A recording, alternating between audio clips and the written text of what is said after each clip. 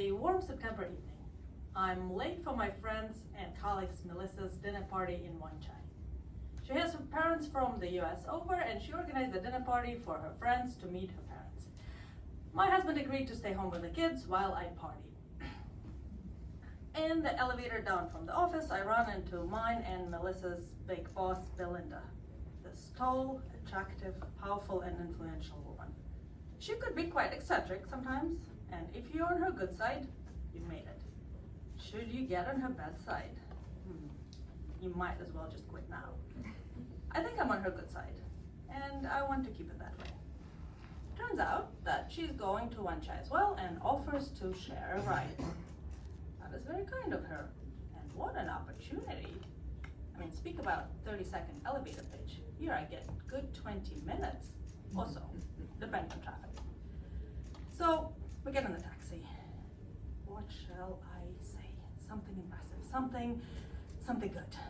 I do need to tell to her about this project I'm working on because I need her approval. Okay, so what do I say? Something very smart, clear and concise message. She does not like when people fluff around, she gets annoyed. So what is it? What is it about my project? I don't know. I forgot. Can't really think of anything about the project. Finally, Belinda breaks the silence. So, where to in Wan Chai? Oh, Melissa has her parents in town from the US. I'm going to meet Melissa's parents. Belinda turns towards me sharply, lifts her whole weight over, adjusts her loosely buttoned purple cardigan, and gives me this look, this stare. Was I not supposed to say anything? Was she expecting that Melissa would invite her too? I mean, she's friendly with both of us, but it's not like we're that close. Okay, anyway, focus on the project.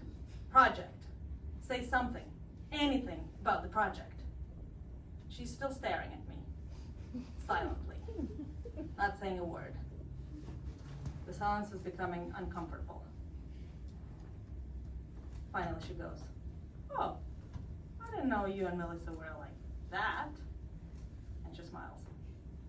Huh, I'm thinking, she's funny. And even if I didn't think she was funny, I'd still gone along. And I go, oh yeah, totally.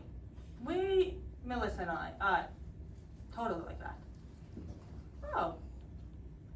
She smiles back again. Then she tilts her head and she adjusts her long brown hair from one side to the other. We're passing Admiralty, although at this time it is still Central, and we're passing by, and the car stops abruptly at the traffic light. She touches my shoulder gently, like as if to make sure that I'm okay, still stares at me, and goes, oh, so how long has it been? I'm thinking to myself, how long are we going to keep up with the joke? Well, she is the boss, so we are going to keep up for as long as she wants. Well, a while, you know. Oh, right, I see. And she chuckles and smiles with her big white teeth. I'm thinking, okay, she can't be serious. I mean, she knows that I'm married and she even met my family, and she knows I'm the most boring person in terms of relationships.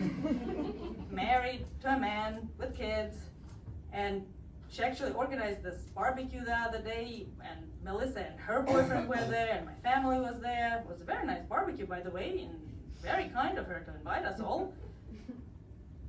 Well, better I just clarify. You know I'm just kidding, right? You know I'm married. So?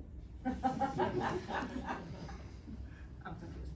What does she mean by so? What kind of so could there possibly be? She must have seen the confusion on my face, and she said, well, you could be bisexual.